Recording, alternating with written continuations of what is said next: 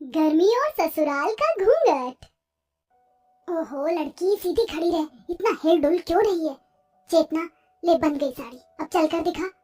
अरे रुक जरा। मधु चेतना को लंबा सा घूंघट डाल देती है जिससे उसे कुछ भी दिखाई नहीं देता है और वो 2 कदम चलते ही धड़ाम से गिर जाती है। आउच, मेरी कमर। माँ, मैंने कहा था ना साड़ी पहनना इसके बस की नहीं है। देखा कैसे 2 कदम बढ़ते ही जमीन पर बिखर गई। दिलासा दी, ज्यादा खींची खींची मत करो, मुझे गुस्सा आ रहा है। कितनी जोर से लगी है। ये 6 मीटर की साड़ी मुझसे नहीं डाली जाएगी। मैं तो जीन्स टॉप पहनूंगी ससुराल में भी। चाटा लगेगा ना, एक तो जीन्स टॉप का भूत उतर जाएगा। वो तुम्हारा मायका नहीं जहाँ छोटे कपड़े चल जाएंगे। बहू बनकर जाओगी उस घर में तुम दोनों। कल हल्दी मेहंदी है और परसों तुम दोनों की शादी। दिलासा, तू इसे साड़ी बांधना सिखा दे। नसीबों से मिलता है अच्छा घर, खानदान का लड़का और अमीर ससुराल। मधु ने अपनी दोनों बेटियों की शादी कुछ महीने पहले पदोमती के बेटों से पक्की कर दी थी। पदोमती के पास पैसा तो बहुत था, उतनी ही पुरानी विचार संस्कार की पक्की थी, जिसमें सबसे मेन था घूंघट करना, जिससे कि दोनों बहुओं को बहुत बैर था। शादी का दिन आ जाता है, पदोमती अपने दोनों बेटों के साथ बारात में रिश्तेदारों की बड़ी फौज लेकर निकलती है। चेतना, लगता है बारात आ गई। दी चलो ना, देखते हैं हमारे दूल्हे कैसे लग रहे हैं। इतने में उनकी होने वाली सास पदोमती लंबा चौड़ा घूंघट डाले हुए एंट्री मारती है। बिल्कुल नहीं, तुम दोनों अभी अपने अपने दूल्हे नहीं देख सकती हो। ये उल्लू की पट्टी कौन है जो हमें हमारे दूल्हे को देखने से मना कर रही है? चेतना बुदबुदा ही रही थी, तभी सास घूंघट हटाती है। सासू मॉम जी, आप? ये मॉम जी, इस मॉडर्न जमाने ने सब बदल दिया। माँ मोम हो गई और पिता दाढ़ी हो गया। दाढ़ी नहीं, दाढ़ी। हाँ वही, लेकिन अब तुम दोनों पदोमती की बहू बनोगी और हमारे में औरतें घूंघट में रहती, यही रिवाज है। देखो जरा, कितना जरा सा पल्ला किया, लंबा घूंघट डालो। सास खींचकर लंबा सा घूंघट करके उन्हें मंडप में लाकर बैठा देती है, जहाँ घूंघट में गर्मी से बेचारी बहुओं के पसीने छूटने लगते हैं। सही नमूना बनाकर बिठा दिया सासू माँ ने। इतना भर भर कर मेकअप करवाया था ताकि फोटो शूट में अच्छी दिखूं। चेहरा तो घूंघट में ढक गया। वक्रतुंड महाकाय सूर्यकोटि समप्रभा निर्विघ्नं कुरु मे देव सर्वकार्येषु सर्वदा नमस्तस्यै नमस्तस्यै नमस्तस्यै नमो नमः। वर वधू की मांग में सिंदूर भरे। जैसे ही दोनों भाई घूंघट उठाते तो गर्मी के मारे दिलासा और चेतना का मेकअप धुल चुका था। कहीं आंखों से काजल बह रहा था तो कहीं से मेकअप उड़ा था। ये क्या भला है, हमारी दुल्हन तो चुड़ैल बन गई है। माँ जी, हमारा मेकअप बिगड़ गया, हम टचअप करके आती हैं। तभी सास की रिश्तेदारनी कहती है, अरे बैठी रहो बहुओं, सिंदूर ही तो डालना है, जल्दी से भर दो। शाबाश बच्चों। इसी के साथ विधि विधान से शादी संपन्न हो जाती है। चलो शादी हो गई, अब सब फोटो खिंचवा लेते हैं।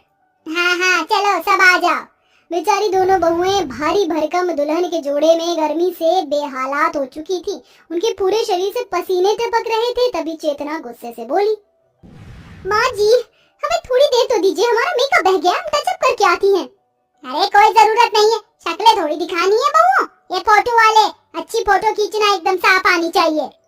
जी माता जी, पर आप दोनों बहू को बोलिए कि घूंघट ऊपर कर लें। घूंघट हटाने की बात से पदोमती आपत्ति जताकर बोली, ए कैमरा वाले बाबू, ऐसे ही फोटो खींच ले, समझा ना, हमारे घर की रिवाज है। हमारे यहाँ की बहुएं पराये मर्दों के सामने घूंघट नहीं हटाती। जी माता जी, पता नहीं कैसे कैसे लोग हैं। दोनों बहुएं खिसियाहट के साथ घूंघट में ही फोटो खिंचवाती हैं। विदाई करके दोनों बहुएं अपने घूंघट वाले बड़े ससुराल में गृह प्रवेश करती हैं। बहुओं, तुम दोनों के पैर के आगे जो कलश रखा है उसे गिराकर अंदर आओ। जी माँ जी। दोनों इधर उधर पैर बढ़ाती हैं, जिससे सास गुस्सा कर बोली, क्या बात है बहुओं, ये तुम दोनों लंगड़ी क्यों खेल रही हो? कलश गिरा के अंदर आओ। माँ, इन दोनों बेचारी को कुछ दिखे तब तो। इतना बड़ा घूंघट डाला हुआ है, ऊपर से गर्मी इतनी है। देख लो पदोमती भाभी, आपका बेटा तो अभी से ही जोरू का गुलाम बन गया। अरे माँ ने, बुआ ने, मामी ने भी तो घूंघट किया है। हमने कोई कूलर थोड़ी लगवा रखा है बॉडी में बिटवा, हमको भी गर्मी लगती है। काफी कठिनाई से दोनों बहुएं घूंघट में गृह प्रवेश करके अंदर आती हैं। चलो तुम दोनों बैठ जाओ, मुंह दिखाई की रस्म भी कर लेते हैं।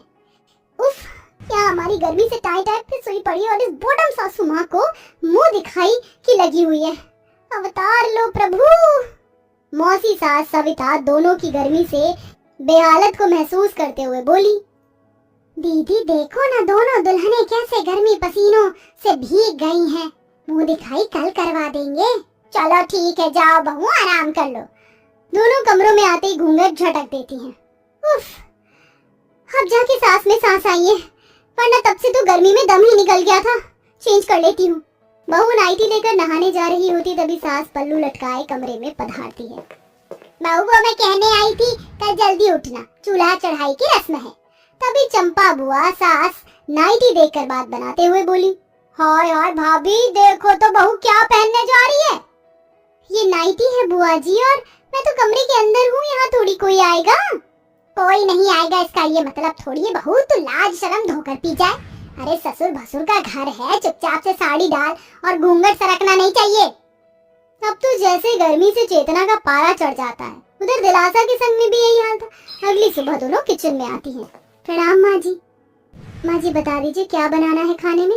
सारा खाना शाही अंदाज में बनाना, पूरी छोले शाही पनीर शाही टुकड़ा मिठाइयाँ ये सब बनाना, पर याद रहे पल्ला नहीं सरकना चाहिए, क्या समझी। समझ गई माँ जी। बेचारी बहुएं एक तो गर्मी की मार, ऊपर से ससुराल में बड़ा घूंघट डाले घुटने तक जाती है और पसीने पसीने हो जाती है। एक तो गर्मी, ऊपर से ससुराल का घूंघट, मुझे तो पसीने छूट रहे हैं। मुझे भी चेतना पर क्या कर सकते हैं। इधर पूरा ससुराल मस्त एसी की चिल्ड हवा में बैठा होता है और बेचारी बहुएं बड़े से घूंघट में रिश्तेदार से भरे घर के लिए खाना बनाकर खिलाती हैं। अरे जरा पानी देना। जी जी जी ये लीजिए। घूंघट में दिखाई न देने की वजह से बड़ी बहू का हाथ जेब से छू जाता है, जिस पर शुरू हो जाती है सास की संस्कार पर लेक्चरबाजी। इन बहुओं में तो संस्कार नाम की चीज नहीं है। अरे प्रकाश तुम्हारे जेठ हैं, जेठ से छुआते नहीं है। हद है, एक तो गर्मी में घूंघट में मरो, ऊपर से ये सासू माँ बात बात पर खोपड़ी गर्म कर रही है। अब क्या सर में आंखें लगा ले। पदोमती बात बात पर बहू पर बिगड़ जाती। ऐसे ही 2-3 हफ्ते गुजर जाते और जून जुलाई की गर्मी तबाही मचाने लगती है, जिससे घूंघट में दोनों पसीने पसीने भीगी रहती। कभी उन्हें चलने में ठेस लग जाती तो कभी घूंघट डाले डाले खाने में भी दिक्कत आती, और एक दिन चेतना गर्मी से घूंघट में चक्कर खाकर बेहोश हो जाती है। डॉक्टर साहब क्या हुआ मेरी पत्नी को, बताइए ना। अरे गप्पू क्यों इतना घबरा रहा है, थोड़ी गर्मी लग गई होगी, गर्मी का मौसम है। जी बहन जी, उनकी समस्या बड़ी है। आप तो देख रही हैं गर्मी का टेम्परेचर कितना ज्यादा है, इसलिए सफोकेशन से वो बेहोश हो गई थी।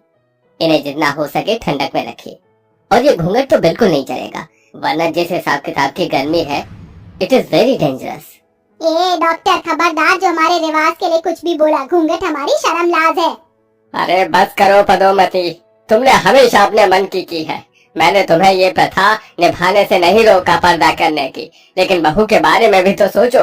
ससुराल से ज्यादा कैद खाना बना दिया बेचारी को, घूंघट में ही घुटती है, पर तुमसे कहती भी नहीं कुछ। ये सुनते ही दिलासा के मन का दुख उमड़कर बाहर आ जाता है। बहू मुझे माफ कर दे, मैं तुम दोनों पर जबरदस्ती घूंघट करने की बात थोपी। एक बार भी नहीं सोचा कि कितनी गर्मी है। अब तुम इससे आजाद हो। उस दिन से दोनों बहू का घूंघट वाला ससुराल बिल्कुल बदल जाता है और उनकी जिंदगी राहतों में गुजरने लगती है।